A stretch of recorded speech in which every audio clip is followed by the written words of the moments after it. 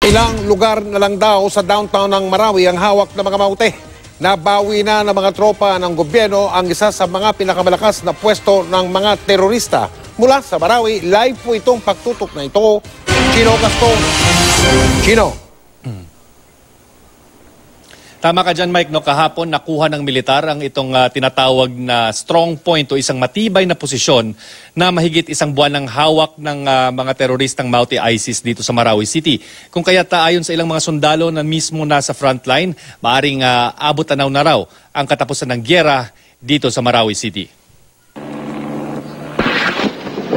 Nakuha na kahapon ng mga sundalong isa sa pinakamalakas na pwesto ng Maute, ang Danzalan College Building sa Marinaot area sa Central Marawi matapos ang ilang araw na operasyon.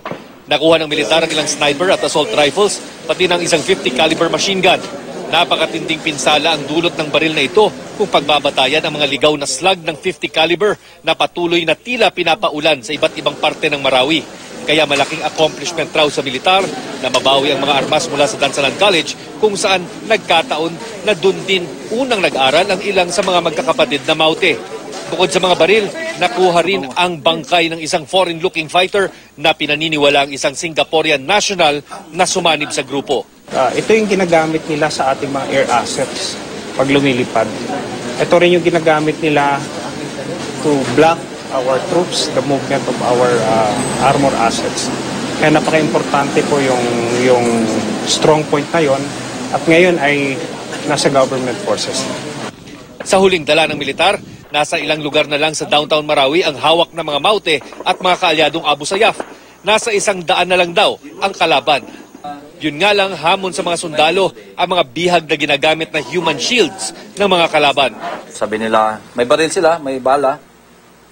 Ginagamit sila ng mga yung local terrorists natin to bear their front. So magdala ng bala, magluto. Ngayon ginagamit na sila as part of their group. Ayon sa Provincial Crisis Management Committee, umabot na rin daw sa 57 ang mga bangkay na nakuha sa Marawi.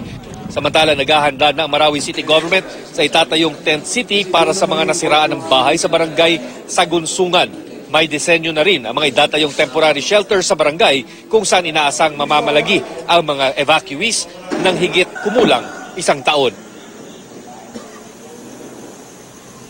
Mike, umaabot na sa 12 ang bilang ng mga foreign jihadists di umano na napapatay ng militar dito sa Marawi City.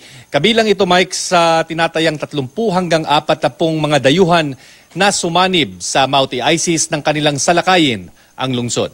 Mike. Ingat kayo dyan. Maraming salamat, Chino Gaston.